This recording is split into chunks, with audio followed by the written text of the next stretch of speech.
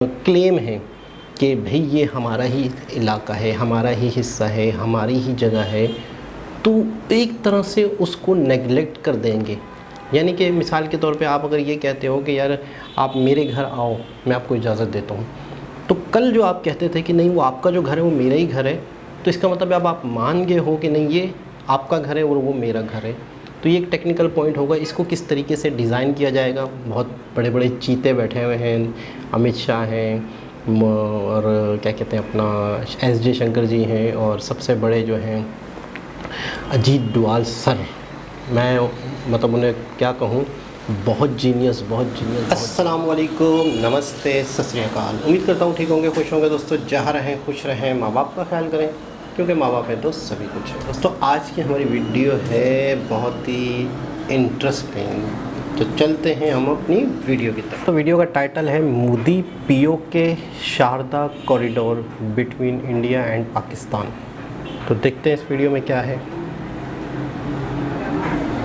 Indian सब continent का सबसे पुराना और विशाल लर्निंग सेंटर शारदा शक्तिपीठ 75 सालों के बाद दोबारा से कश्मीरी पंडितों के लिए खुलने वाला है। जी हाँ दोस्तों, लंबे समय से कश्मीरी पंडित सरकार से डिमांड कर रहे थे कि पीओके यानी कि पाकिस्तान ऑक्यूपाइड कश्मीर में मौजूद शारदा पीठ मंदिरों में मां सरस्वती के दर्शन हेतु व्यवस्था की जाए, क्योंकि 1947 में बंटवारे के बाद से ही पीओके का यह प्रसिद्ध मंदिर कश्मीरी हिंदुओं के पहुंच से बहुत दूर हो गया है। हाल ही में भारत के गृह मंत्री अमित शाह ने करतारपुर कॉरिडोर की तरह शारदा पीठ कॉरिडोर की बात कही थी, जिसके बाद से ही लगने लगा कि क्या पीओके को पाकिस्तान से आजाद करवाने के लिए यह सरकार का पहला कदम है। दोस्तों इन सारी बातों को विस्तार से आपको समझाएंगे इस वीडियो में, और साथ ही शारदा पीठ मंदिर के इतिहास और महत्व के बारे में भी आपको जानकारी देंगे। बने रहिए वीडियो के अंत तक। दरअसल दोस्तों 22 मार्च 2023 को Indian home minister Amit Shah ने मां शारदा देवी मंदिर के वर्चुअल उद्घाटन किया था। यह मंदिर उत्तर कश्मीर के कुपवाड़ा जिले में नीलम नदी के तट पर टीटवाल गाँव में स्थित है, जो की लाइन ऑफ कंट्रोल यानी कि एलओसी के बेहद ही करीब है। उद्घाटन में जम्मू और कश्मीर के उप राज्यपाल मनोज सिन्हा भी मौजूद थे।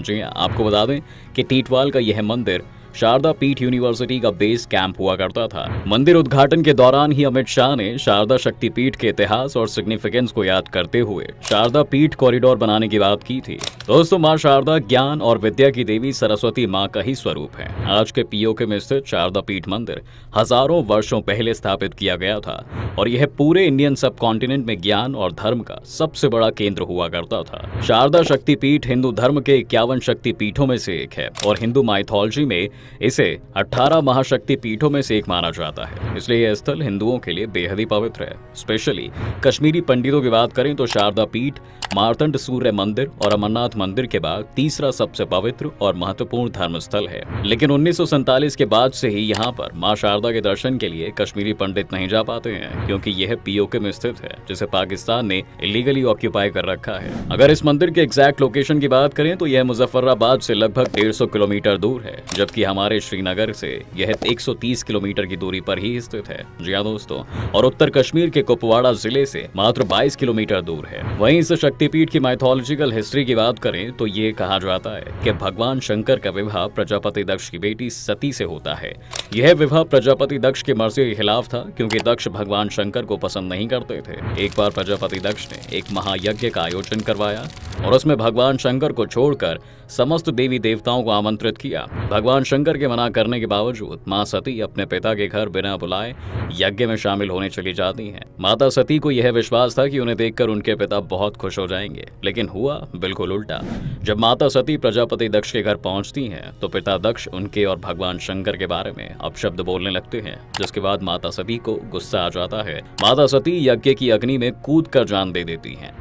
जैसे ही ये खबर भगवान शंकर तक पहुंचती है तो वे अत्यधिक क्रोधित हो जाते हैं। भगवान शंकर दक्ष के घर पहुंचकर सब कुछ तहस नहस कर देते हैं, और उसके बाद माता सती के मृत शरीर को लेकर तीनों लोकों में भ्रमण करने लगते हैं। देवताओं के आग्रह पर भगवान विष्णु ने अपने सुदर्शन चक्र से माता सती के मृत शरीर के कई टुकड़े कर दिए थे, जो धरती पर अलग अलग स्थानों पर जाकर गिरे।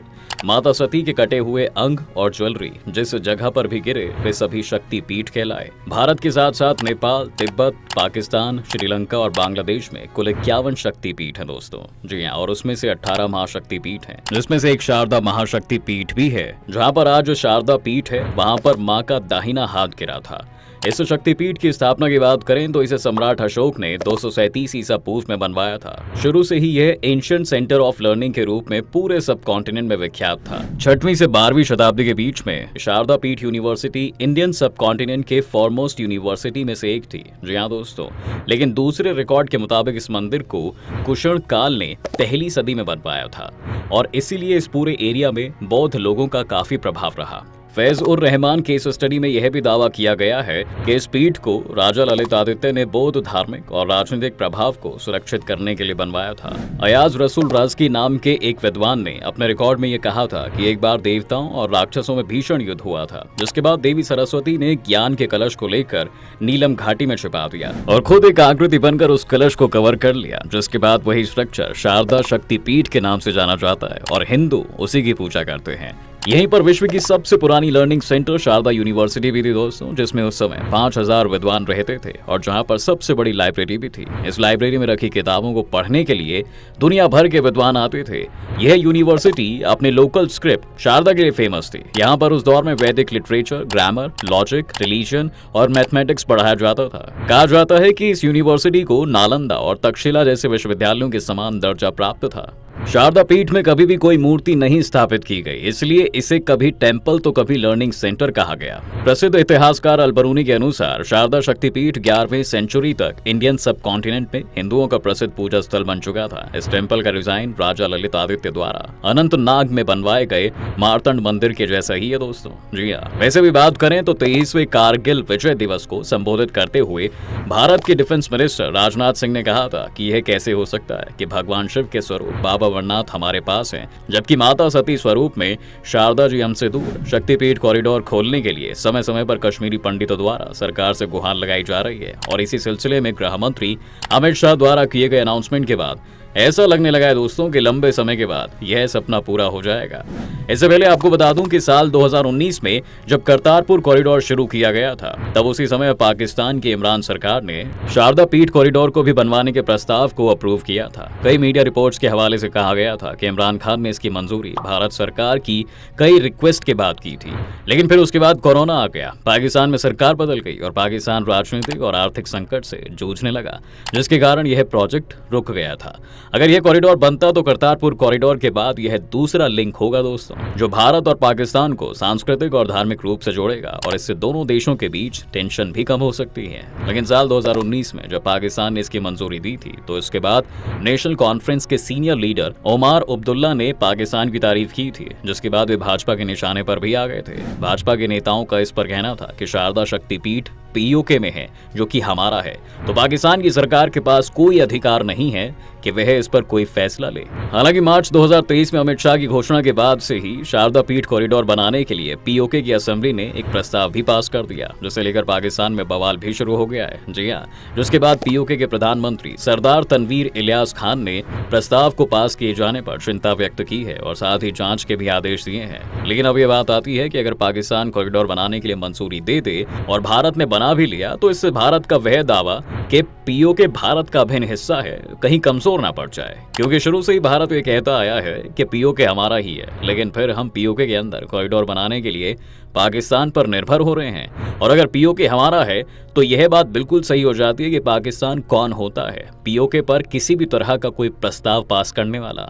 शारदा पीठ कॉरिडोर को लेकर लोगों में एक शंका और भी आ जाती है दोस्तों, जैसे कि हम करतारपुर कॉरिडोर के बारे में अक्सर सुनते आए हैं कि पाकिस्तान कॉरिडोर को मिसयूज करता है और कॉरिडोर पाकिस्तान की तरफ से वहां की इंटेलिजेंस एजेंसी ISI द्वारा कंट्रोल किया जाता है, तो पाकिस्तान के लिए इस कॉरिडोर को शुरू करना भी किसी खतरे से कम नहीं होगा, क्योंकि यहाँ से आतंकवादी आसानी से भारत में प्रवेश कर जाते हैं और इसके साथ ही पाकिस्तान दूसरी इलीगल एक्टिविटी को भी करने के लिए इसका मिसयूज कर सकता है।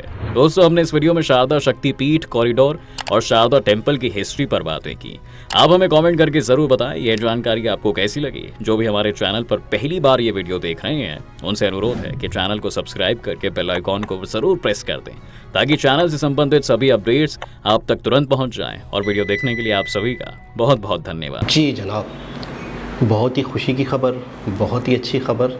लेकिन मैं बड़ा खुश हो गया था वीडियो का टाइटल पढ़ के कि शायद ये चीज़ पे कोई ना कोई पेशरफ्त हो चुकी है और शायद ये कॉरिडोर बन रहा है। जिस तरह से करतार कॉरिडोर बना था, इस तरह करतारपुर का कॉरिडोर बना था, इस तरह शारदा पीठ का कॉरिडोर मतलब इसमें कोई मुआहदे तय हो गए हैं या कोई ना कोई प्रैक्टिकली कोई ना कोई चीज़ें शुरू हो गई हैं, लेकिन ऐसा कुछ नहीं। लेकिन एक खुशी की खबर है, अमित शाह ने जो अपनी उसमें वीडियो में अपने उसमें बयान में बताया, तो इन फ्यूचर अगर ये हो जाता है तो सबसे पहली चीज़ तो ये है कि जो भी हिंदू पंडित हैं, जो कश्मीरी पंडित हैं, वो अपने उस हिस्टोरिकल, इतने ज़्यादा धार्मिक, इतने ज़्यादा हिस्टोरिकल और इतने ज़्यादा पवित्र मकाम पर, उस जगह पर जा सकेंगे। तो एक मतलब बड़ा मतलब है कि एक इंसान का जो एक दिल होता है, एक दिमाग होता है, एक रूह होती है, इस तरह की जगह जो होती हैं रिलीजियस, ज़ाहिर सी बात है हर शख्स का वहाँ पे सुकून जुड़ा होता है, हर शख्स का वहाँ पर एक तरह से इमोशन जुड़े होते हैं। तो जब वहाँ इंसान जाएगा तो ज़ाहिर सी बात है उसे खुशी महसूस होगी, उसे अच्छा महसूस होगा और वो चाहेगा कि मैं मतलब है कि यहाँ पे यात्रा करूँ। इंडिया के किसी भी कोने में कोई भी शख्स होगा, उसका दिल करेगा कि मैं वहाँ जाके यात्रा करूँ। जिस तरीके से करतार कॉरिडोर में सिख यात्री जो आते हैं और अपनी इबादत करते हैं, अपनी पूजा करते हैं, और उस तरह यहाँ भी आएंगे। लेकिन एक टेक्निकल इशू है, टेक्निकल लॉजिक है कि जब ये कॉरिडोर साइन होंगे, जब इस कॉरिडोर को कंप्लीट किया जाएगा इंडिया और पाकिस्तान की जानिब से, तो उसमें कहीं ना कहीं ये चीज़ होगी ना कि हाँ भाई अब ये पाकिस्तान आएंगे लोग इस टर्म एंड कंडीशन के तहत। तो वो वाला जो एक क्लेम है कि भाई ये हमारा ही इलाका है, हमारा ही हिस्सा है, हमारी ही जगह है, तो एक तरह से उसको नेगलेक्ट कर देंगे। यानी कि मिसाल के तौर पे आप अगर ये कहते हो कि यार आप मेरे घर आओ, मैं आपको इजाज़त देता हूँ, तो कल जो आप कहते थे कि नहीं वो आपका जो घर है वो मेरा ही घर है, तो इसका मतलब अब आप मान गए हो कि नहीं ये आपका घर है और वो मेरा घर है। तो ये एक टेक्निकल पॉइंट होगा। इसको किस तरीके से डिज़ाइन किया जाएगा, बहुत बड़े बड़े चीते बैठे हुए हैं, अमित शाह हैं और क्या कहते हैं अपना एस जयशंकर जी हैं, और सबसे बड़े जो हैं अजीत डोवाल सर, मैं मतलब उन्हें क्या कहूँ, बहुत जीनियस। तो वो किस तरीके से कॉरिडोर को एक तरह से रिटन फॉर्म में वो लिखवाएंगे, वो एक देखने वाली बात है, वो एक समझने वाली बात है। और आवाम को इन पे बिलीव रखना चाहिए कि कभी भी कोई भी ऐसे ट्रेटरी पे या ऐसे मुआहदे पे या ऐसे साइन नहीं होंगे जिसमें इनके पक्ष में बात ना हो रही होती। तो देखते हैं इन फ्यूचर क्या होता है। बहुत बढ़िया ख़बर है, बहुत अच्छी ख़बर है। और यहाँ पर भी इतना बड़ा एक धार्मिक प्लेस है, यहाँ पर बाकायदा मैं कल परसों एक वीडियो देखी थी मैंने, जिसमें उस पर रिएक्शन भी दूंगा। उसमें ये बताया गया था कि अपना जितने भी हिंदू टेंपल थे वो एजुकेशन सेंटर थे। वहाँ पे गुरु जो होते थे वो सिखाते थे और फ्री ऑफ कॉस्ट वहाँ पे तालीम दी जाती थी। और आजकल जो है वो तालीम जो है वो एक तरह से बिज़नेस बन गया है, लोग इससे अर्निंग करते हैं। लेकिन एक वक्त ऐसा होता था कि ये हर शख्स के लिए फ्री थी और यहाँ मंदिरों में, टेंपल्स में इस तरह की जगहों पे सिखाई जाती थी। तो बड़ा एक खूबसूरत माहौल हुआ करता होगा किसी ज़माने में। तो ये मतलब है कि और पूरी दुनिया से लोग आके, चीन से, यूरोप से, मिडल ईस्ट से, हर जगह से लोग आके यहाँ पे तालीम हासिल करते थे। ये यानी कि एक गढ़ था एजुकेशन का। तो एक बहुत ज़बरदस्त वीडियो, दोबारा किसी और हिसाब से मुलाकात होगी। जब तक के लिए अल्लाह हाफ़िज़।